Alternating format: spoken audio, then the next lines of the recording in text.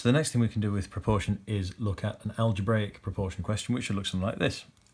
On a GCSE paper, they're always going to look the same. They might rephrase it a little bit, they might give you some of this information in a table or disguise it, but somehow they're going to have to give you a question which is basically this, and most of the time they actually just word it like this. So I've got two things. A is proportional to B. So we write that like this. First of all, A proportion sign B. That just says A is proportional to B. I've not written anything new there. They will then give us a pair of values. A is 5 when B is 7, for example. It doesn't matter what numbers they give us, they're going to give us a pair. They will tell us when A is this, B is this. And then they'll say, well, when B is 4, what's the value of A? Or when A is such and such, what's the value of B? Okay? The way we do it is always the same. A is proportional to B means A equals something times B. So I'm going to write that as K times B. Now that is a formula that links A and B, right? That's what proportional mean. Proportional means it's A is something times B. That's something we write as a K. If I can find that K, I'd have a formula that links A and B. And that is what you're looking for. If you get a proportion question, always think of it as, first of all, get a formula that links A and B, if it's an algebraic proportion question, that is. So A equals K times B, so A equals 5. B is 7, so 5 equals 7 times K. Okay, so substitute in the A and the B from here. Put those in there. So that means that K equals 5 divided by 7. Just by solving that equation, K equals 5 divided by 7, or 5/7. So if I take that, and I take this, and I put those two together, what I get is that A equals 5/7 times B. And that is a formula that links A and B, isn't it? If I know A, you can find B. If you know B, you can find A. If you just substitute in and solve it like a formula. So the question says find A when B equals 4.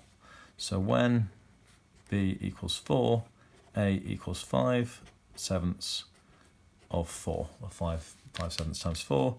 And then you could maybe put that in a calculator. In this case, we could think of it as 20/7. So that is 2 and 6/7 if we wanted it as a mixed number. In a proportion question, a decimal answer is often absolutely fine. So that is algebraic proportion. This is direct proportion.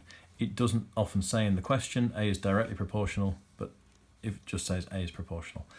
If it says directly proportional, this is what it means. If it doesn't say directly, it just means direct proportion. Okay. The other kind of proportion we can have is inverse proportion. So X is inversely proportional to Y. So two letters, they're linked by inverse proportion. Again, they'll give us a pair of values. X is this when Y equals this. Find X when Y equals 15. Okay, so it's the same wording as before. I've changed the X's and Y's, I've changed the numbers, and we've got this word inversely proportional. So how do we do that? How is it different? Well, we write this. Inversely proportional means that A is proportional to 1/Y. That means X equals something divided by Y.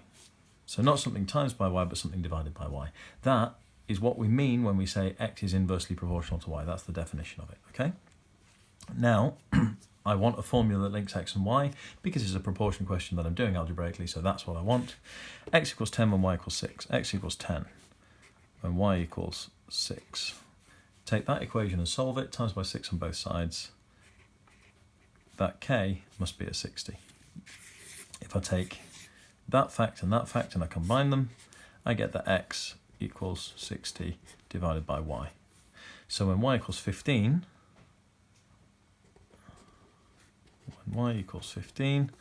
X equals 60 divided by 15. So X in this case is going to be 4. And there is our algebraic proportion.